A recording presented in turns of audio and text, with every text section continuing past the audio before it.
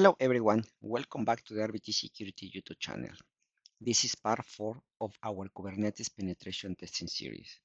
Today we will see how a simple role-based access control misconfiguration can lead to full cluster takeover.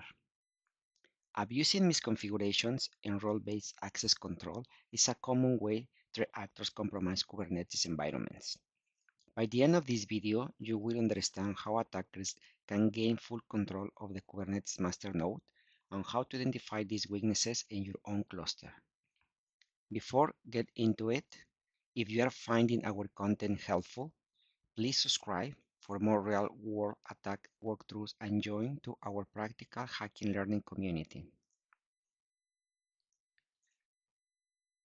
The first step is to gain our initial access. In this case, we are going to do so by exploiting a server-side template injection vulnerability. We are going to copy our payload. We are going to set up our listener and paste it in our vulnerable web application. Once we get the reverse shell, then one of the important steps is to improve our terminal by executing the following commands.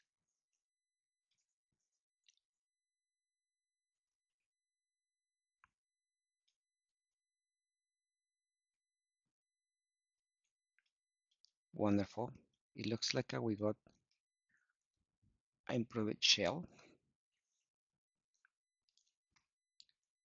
Once we have obtained the reverse shell, we need to identify which service account the pod is using.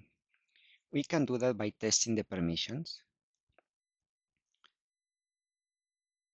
We need kubectl.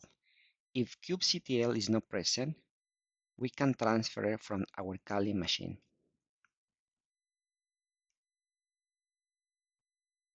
Once it's transferred, we need to provide the right permission. And after execute the following two commands.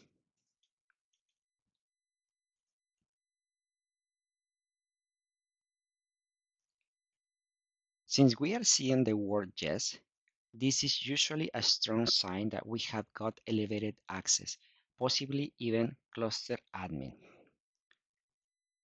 But this is just a strong indicator. The next step is to confirm and identify the cluster role binding misconfiguration. We can do so by executing the following command.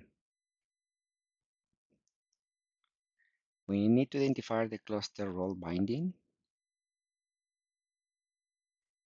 As you can see, in here it says cluster admin, the kind is service account, the name is default, and the namespace is the default namespace. We need to identify what is bound to, and it's bound to the cluster role and cluster admin. Here we confirm the misconfiguration. The default service account is bound to the cluster admin cluster role, meaning it can perform any action on any resource cluster-wide. The next step will be exploiting the misconfiguration. So we are going to create a malicious pod with the following YAML file. Basically, we are going to name the new pod Kubernetes Pentest Part 4. We are going to force it, the pod to share the host network stack. We are going to force it to be deployed inside of the master node. The pod is going to be listener in the port 8080, and the root file system is going to be mounted in the attacker folder.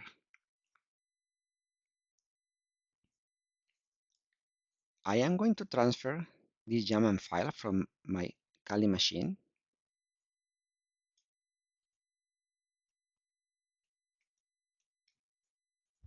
Once it's transferred, the next step is to get a list of the current pod that they are running. And as you can see, there is a pod called Kubernetes Pentest Part 4. It was created 16 minutes ago. So we can delete it by using the following command. Once it's deleted, we can confirm that the pod is no longer there. The next step will be created by executing the following command: kubectl create -f and the name of the YAML file. And as you can see, it looks like it was created successfully. We can confirm that by relaunching the get pods command. And as you can see, the Kubernetes pentest part 4 has been created 10 seconds ago and is running.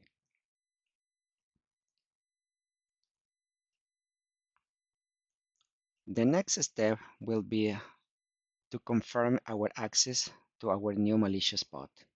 Right? We can do so by executing the following command.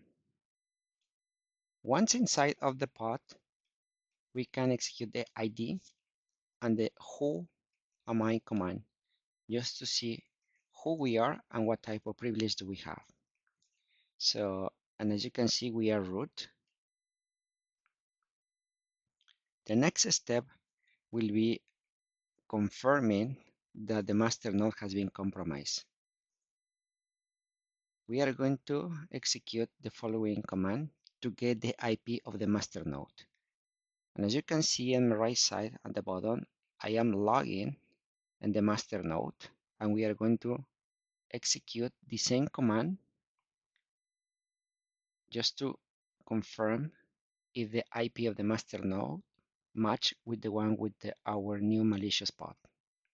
And as you can see, the IP is 192.168.115.135, which match with the IP of our malicious pod. The next step will be just to get the host name. And as you can see, the host name match. In both cases, it says master. Lastly, if we want to go further, we can just get the hash of the master user. This hash can be cracked offline and log in via SSH to the master node. Thank you for watching. Like, subscribe, and follow RBT Security for more advanced hacking content. See you in the next one.